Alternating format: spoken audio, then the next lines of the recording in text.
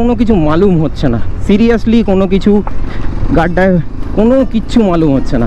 Suspension ভীষণ ভালো, এটা চালিয়ে যেটা আমার ইনিশিয়াল মনে হলো, সাসপেনশনটা ভীষণই ভালো, ভীষণই ভালো। ব্রেকিং বাইট ভালো লেগেছে, তবে গিয়ার শিফটিংয়ে আমার একটু অসুবিধা হচ্ছে, একটু হার্ড লাগছে গিয়ার শিফটিংয়ে। একটা বাইক চালিয়ে ফিল গুড ফ্যাক্টর যেটা আসে না, সেই জিনিসটা আমার লাগছে না। মানে আমি নিজে ব্যক্তিগতভাবে বলতে পারবো না, ডিউ টু দিস সাউন্ড। এটা what kind of sound. Last ব্লগে এক্সপালস 210-4Vর আমি টোটাল বাইকটাকে কীরকম দেখতে, কি রয়েছে, স্পেসিফিকেশনস নিয়ে কথা বলেছিলাম।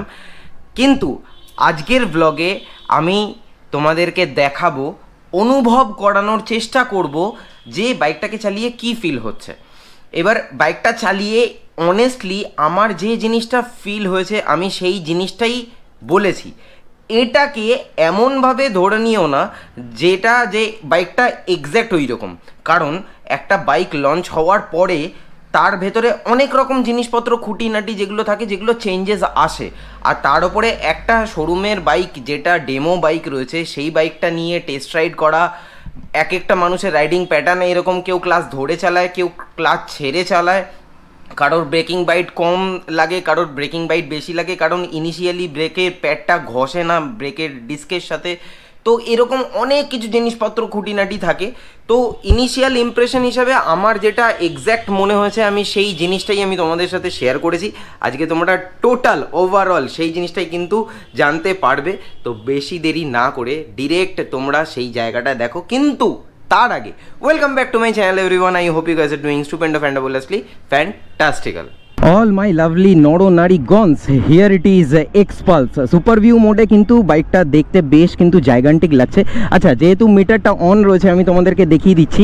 এই হচ্ছে হেডলাইট কনসোল, এই হচ্ছে হেডলাইটের কনসোল, এটা হচ্ছে হেডলাইটের থ্রো। এরপরে তোমাদেরকে যদি আমি একটুখানি এক্সস্ট নোটটা শুনিয়ে দেই। ওকে,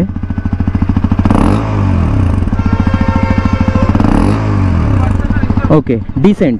আর টেল লাইটটা দেখতে কাইন্ড অফ কিন্তু এই রকম, এটা হচ্ছে টেল লাইট। চলো, অ্যাডভেঞ্চার বাইক যখন পেয়ে গেছি, হপ অন করতে আমার কোনো অসুবিধা হবে না, because I have a long leg. এই আমি হপ অন করে বসলাম, সিট বসেই কিন্তু আমার রাইডারের জন্য কিন্তু কমফোর্টেবল লাগছে। মানে আমার বাট পোর্শানে সিট কমফোর্ট কিন্তু রয়েছে। আর আমি যথেষ্ট ভালো মতো কিন্তু, যেহেতু ট্যাঙ্কটা ন্যারো, যার জন্য আমার কিন্তু খুব একটা বেশি প্রবলেম হবে না ট্যাঙ্ক গ্রিপ করতে। ফার্স্ট গিয়ার দিয়ে দিলাম। ওকে ওকে, বাহ। ফার্স্ট ইনিশিয়াল ইমপ্রেশনে এই দেখো, ও বাবা, ও বাবা, wow, nice, good one. Breaking bite ভালো লাগলো আমার, ব্রেকিং বাইট ভালো লাগলো। অ্যান্ড টর্ক ডেলিভারিটা ভীষণই ভালো। মানে 7250 আরপিএমে টর্ক যেহেতু ডেলিভারিটা দিচ্ছে, যার জন্য তার মধ্যে ইন বিটুইন যখনই আরপিএম 3000-4000 আরপিএমে যাচ্ছে বাইকটা, তখন কিন্তু যথেষ্ট ভালো মতো টর্ক আমি ফিল করতে পাচ্ছি, টর্কটা দিচ্ছে। ওকে, আর এই রাস্তায় ঢোকার একমাত্র কারণ হচ্ছে এখানে একটু হালকা অল্প বিস্তর খারাপ রাস্তা রয়েছে, তো সেটাকে আমি একটুখানি জাজ করতে পারবো এই বাইকটা চালিয়ে কীরকম পারফর্ম করছে। ওকে,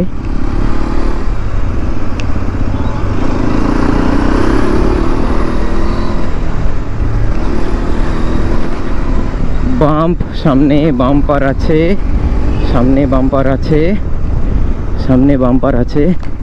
আচ্ছা, হ্যাঁ, বাম্পারে গ্লাইড করলো, বাম্পারে কিন্তু গ্লাইড করলো। আচ্ছা, আমি যদিও রোড মোডে চালাচ্ছি, রোড মোডে চালাতে চালাতে আমি কি মোড চেঞ্জ করতে পারবো? প্রেস অ্যান্ড হোল্ড করে রেখে দিয়েছি, না এটা করতে পারছি না। মানে ইঞ্জিন অন অবস্থায় আমি কিন্তু এবিএস অন অফ করতে পারবো না। ওকে ওকে, আচ্ছা, এটা কোনো কিছু মালুম হচ্ছে না, সিরিয়াসলি কোনো কিছু গাড্ডায় কোনো কিচ্ছু মালুম হচ্ছে না। সাসপেনশন ভীষণ ভালো, এটা চালিয়ে যেটা আমার ইনিশিয়াল মনে হলো, সাসপেনশনটা ভীষণই ভালো, ভীষণই ভালো। লো এন্ড পাঞ্চ যথেষ্ট ভালো রয়েছে। টপ এন্ডে শুধু বিএইচপি তোমাদেরকে হেল্প করবে, টপ এন্ডে মানে হাইওয়েতে তুমি যদি 9000 আরপিএমে কাছাকাছি ওঠো 7000-এর পরে, তখন বিএইচপি হেল্প করবে, তখন টর্কের কোনো কাজ হবে না। আর বাকি এই বাইকটা নিয়ে মজা হবে হচ্ছে ট্রেলে, সত্যিই মজা হবে। খারাপ রাস্তা, আরে ভাই দেখ কে চলো, এই সমস্ত জায়গায় তো ওড়াবে, মানে খারাপ রাস্তা পেলে, বাম্পার ফাম্পার পেলে তো সিম্পলি উড়িয়ে দেবে। সাসপেনশন ট্রাভেলের জন্য খুবই ভালো লাগছে আমার। আর 170 কিলো যেহেতু ওয়েটটা রয়েছে, যার জন্য ম্যানেজ করা যাচ্ছে, খুব একটা বেশি কিন্তু ওয়েট নয়। তবে ইঞ্জিনের সাউন্ডটা কেমন একটা করে লাগছে না, এটা কেমন একটা লাগছে আমার। ইঞ্জিনের সাউন্ডটা যদি একটু স্মুথ হতো। ওকে, বাঘের বাচ্চা যাক, তারপরে আমি ঘুরে যাব। ওকে চলো, আমার এদিকে কাজ হয়ে গেছে। অ্যান্ড থার্ড, ফোর্থে হ্যাঁ মোটামুটি 50-60-তে যথেষ্ট ভালো রেসপন্স করছে, মানে থ্রটেল রেসপন্স যেটা রয়েছে সেটা কিন্তু যথেষ্টই ভালো। আচ্ছা,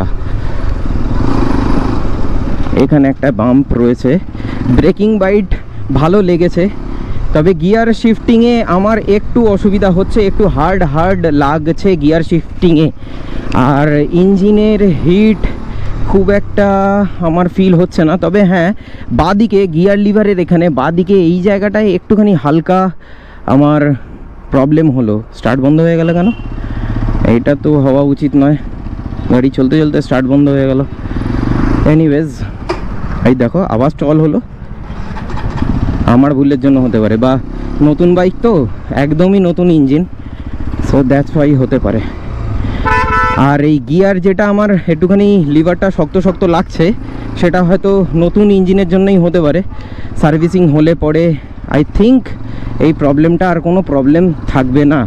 এই হচ্ছে মজা। ইয়েস, একদম ফুটপাতের ওপর দিয়ে উঠে যাও এক্সপালস নিয়ে, একদম ফুটপাতের ওপর দিয়ে উঠে যাও। ওয়াও, এই হচ্ছে মজা। এই সমস্ত বাইক নিয়ে এত মজা করা যায় এই ধরনের সেক্টরগুলোতে, মানে এই ধরনের সেক্টর বলছি আর কি, সরি, এই ধরনের খারাপ রাস্তাগুলোতে এত সুন্দর মজা করা যায়, মানে জাস্ট খেলা যাবে, বাইকটাকে নিয়ে খেলা যাবে। আর এবারে আমি যদি একটুখানি দাঁড়িয়ে চালাই স্যাডেল করতে করতে, তাহলে কাইন্ড অফ এরকম লাগছে দেখতে। ঠিক আছে, আমাকে একটু বেশি মাথা নিচু করতে হচ্ছে বাইকটাকে দেখার জন্য, মানে ডিসপ্লেটাকে দেখার জন্য। আর যদি এরকম বসি তাহলে ঠিক আছে। ব্রেকিং আরেকটু ইমপ্রুভ হতে পারতো, ওকে। ভাইব্রেশন হ্যান্ডেল বারে একটু হালকা লাগছে, ফুট পেগে লাগছে আমার 5th গিয়ারে, হালকা লাগছে ভাইব্রেশন। আই থিঙ্ক ওটা ফার্স্ট সার্ভিস বা সেকেন্ড সার্ভিস হয়ে যাওয়ার পর তোমাদের মোটামুটি কেটে যাবে। হাওয়া বেশ লাগছে, উইন্ড বাফেটিং একটুখানি হলেও আমার পছন্দ হলো না। উইন্ড বাফেটিংটা মানে লাগছে।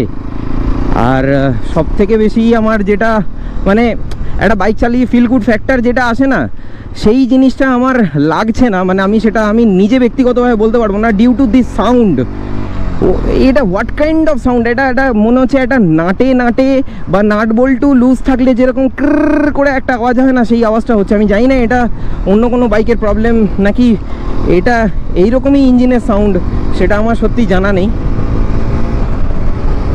আর এইখান থেকে মোটামুটি ধরো 70-80 তো যথেষ্ট ভালো মতো উঠছে 5th গিয়ারে। ওকে, 5th গিয়ারে যথেষ্ট ভালো মতো স্পিডটা উঠলো। এবার আমি এখান থেকে ঘুরিয়ে নেব, এবং ঘোরাতে গিয়ে আমি তোমাদেরকে অ্যাজ ইউজুয়াল টার্নিং রেডিয়াস দেখাবো, কারণ এখন অবধি আমি টার্নিং রেডিয়াস দেখাইনি।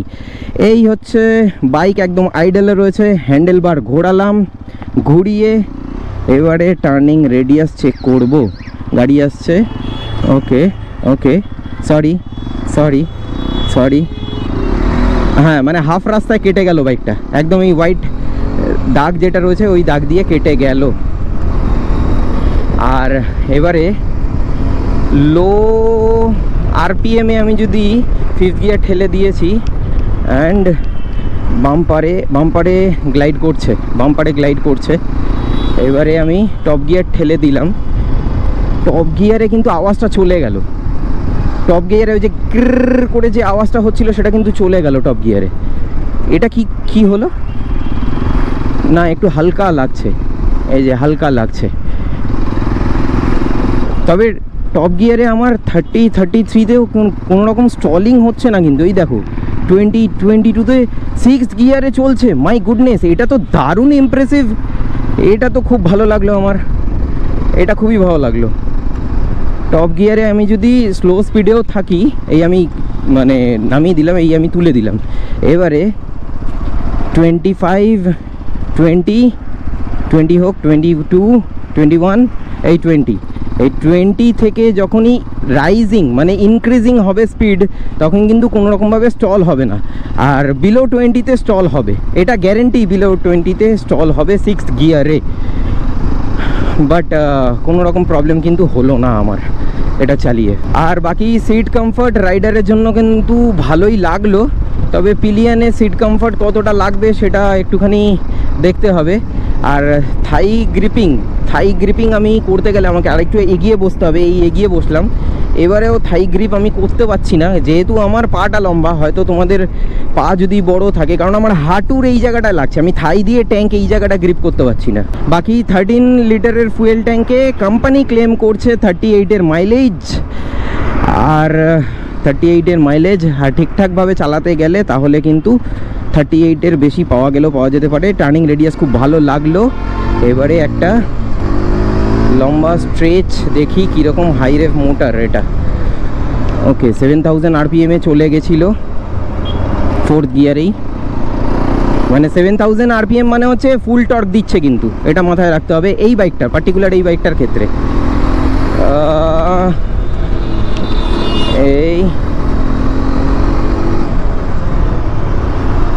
এইভাবে তো হয় না, এটা ফাঁকা রাস্তা না পেলে টপ চেক করা যায় না, টপ এন্ড চেক করা যায় না। তবে হ্যাঁ, 7000 আরপিএমে 7000 ঢুকছি আমি, 7000 আরপিএম খুব ইজিলি ঢুকছে, মানে লো এন্ড পাঁচটা মোটামুটি যথেষ্ট ভালো মতোই রয়েছে বাইকে। আর 7000 ক্রস করার পর তারপরে বিএইচপির খেলা শুরু হবে। তার মানে হাইওয়ে ক্রুজিং করা যেতে পারে, এটা থেকে এইটুকুনি আমার আইডিয়া বেরোলো, আর বাকিটা তো সময় কথা বলবে। আর হাইওয়ে ক্রুজিংয়ের জন্য মোটামুটি সুইট স্পট আমার যেটা ব্যক্তিগতভাবে মনে হচ্ছে, মোটামুটি 7000 বা 8000 আরপিএমেও যদি তোমরা মোটামুটি 85-90 হচ্ছে একদম সুইট স্পট হবে এই বাইকটার জন্য, এই পার্টিকুলার এই বাইকটার জন্য। ওকে, চলো, এর থেকে বেশি আর সময় নেওয়া যাবে না। মোটামুটি এইটুকুনি বরাদ্দ ছিল চালানোর জন্য। এবারে বাকি যবে ঠিকঠাক মতো করে আমি চালাতে পারবো, তবে আরও ভালো মতো করে তোমাদেরকে বলে দেবো। তবে ইনিশিয়ালি আমার যেটা মনে হলো, আমি সেই জিনিসটাই কিন্তু তোমাদের সাথে শেয়ার করলাম একদম অনেস্টলি। ইঞ্জিনে একটু হালকা এবার হিট লাগছে, 2 পাতেই আমার কিন্তু হিটটা লাগছে। চলো, মোটামুটি আমার চালিয়ে যতটুকুনি মনে হলো আমি সেই জিনিসটাই ইনিশিয়াল ইমপ্রেশন হিসাবে তোমাদেরকে বললাম। এবারে তোমাদেরকে একটা অনেস্টলি আমার তরফ থেকে একটা কথা বলছি, সেটা হচ্ছে যদি কেউ 150 সেগমেন্টের বাইক চালায় তাহলে তাদের জন্য দরকার নেই, মানে আমার মনে হয় না এটা আপগ্রেড করার জন্য তোমাদের প্রয়োজন আছে। যদি আনটিল অ্যান্ড আনলেস কেউ যদি প্রচণ্ড পরিমাণে ট্রেল করতে বা অফরোডিং করতে ভালোবাসে, বা যারা ওই ধরনের সেকশানগুলোকে এনজয় করতে চায়, তাদের জন্য কিন্তু একদম আইডিয়াল হবে। এবং তার সাথে সাথে কারোর বাইক নেই এবং সে একটু অফরোডও করতে ভালোবাসে, তার সঙ্গে সঙ্গে ট্যুরও করতে ভালোবাসে, তারা বিগিনার্স যারা, তাদের জন্য কিন্তু একদম আইডিয়াল বাইক হবে। কিন্তু কারোর কাছে যদি 150 বা 200 সেগমেন্টের কোনো বাইক চালাচ্ছিল, সেখান থেকে এই সেগমেন্টে মানে এই বাইকটাতে আসা আমার মনে হয় না কোনো যুক্তি আছে। এটা সম্পূর্ণ আমার একদম আমার কোর অফ মাই হার্ট থেকে আমি এই কথাগুলো বললাম। যদি কারোর খারাপ লেগে থাকে তাহলে আই এম সরি ভাই, বাট আমার যেটা মনে হলো জেনুইন একদম প্র্যাকটিক্যাল ওয়েতে বলা উচিত, সেই জিনিসটাই আমি তোমাদেরকে বললাম।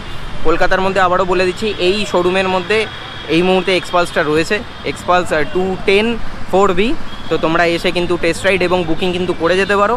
আর বুকিং করলে মোটামুটি 30 থেকে 45 দিনের ইন্টারভালের পর কিন্তু ডেলিভারি পাবে, যেটা আমি এখান থেকে জানতে পেরেছি, বলে দিলাম। আর ডিসক্রিপশন বক্সে কিন্তু কন্ট্যাক্ট ডিটেলস দেওয়া রয়েছে, সেখান থেকে কিন্তু তোমরা যোগাযোগ করে নিতে পারো। উইথ দ্যাট সেট আজকের ব্লগটা আমি তাহলে এখানেই শেষ করছি। দেখা হচ্ছে আবার পরবর্তী ব্লগে। Till then bye bye, take care, stay tune and keep supporting বি বং। পাশে থেকো, সাথে থেকো, ব্লগে থেকো। মানে যারা যারা দাঁড়িয়ে ছিল সবাই কিন্তু টেস্ট রাইডের জন্যই এসছে, মানে গোটা কলকাতার মধ্যে থেকে এই শোরুমেই কিন্তু একমাত্র অ্যাভেলেবেল যেহেতু রয়েছে, যার জন্য টেস্ট রাইডটা এখান থেকে পাওয়া যাচ্ছে। এসো, চালিয়ে ভালো লাগবে, মানে অন অ্যান অ্যাভারেজ বলতে পারি একদম ঠিকঠাক বাইক। কেউ যদি পুরোনো এক্সপালস চালিয়ে থাকো তার অতটাও ভালো লাগবে না।